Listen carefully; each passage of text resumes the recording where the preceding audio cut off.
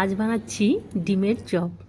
এখানে 3টে সেদ্ধ ডিম নিয়েছি আর 2টো সেদ্ধ আলু।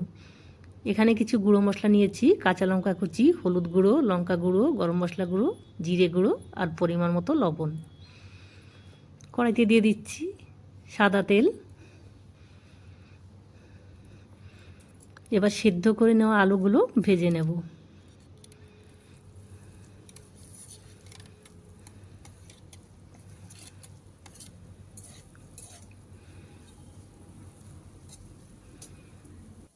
এবারে গুঁড়ো মশলাগুলো দিয়ে দিচ্ছি।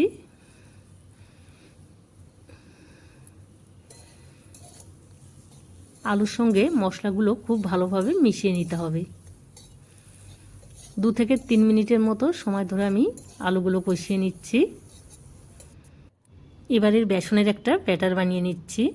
দিয়ে দিচ্ছি সামান্য পরিমাণ লঙ্কা গুঁড়ো আর সামান্য পরিমাণ লবণ।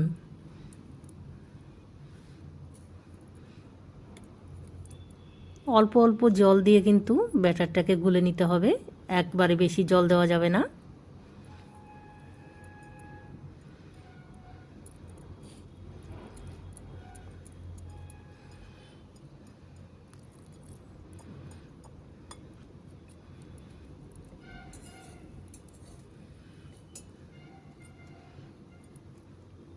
ব্যাটারটা আমার রেডি।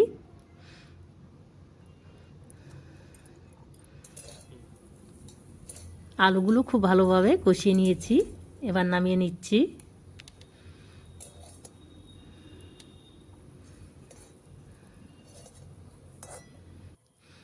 এবার ডিমগুলো আমি খুব ভালোভাবে সাইড থেকে আলুর পুর দিয়ে ভরে দিচ্ছি।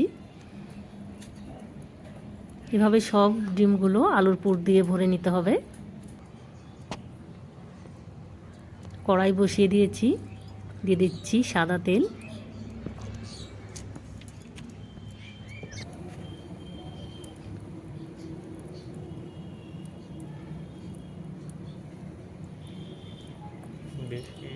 এবার এক এক করে আমি এভাবে চপগুলো ভেজে নেব।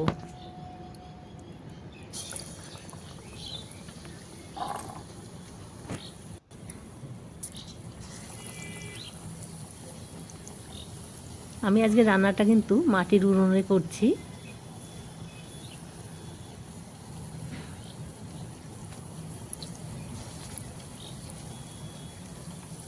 চপগুলো কিন্তু অল্প আঁচে ভাজতে হবে, নাহলে ভেতর থেকে কাঁচা থেকে যাবে। এপিট ওপিট করে সুন্দরভাবে ভেজে নিচ্ছি।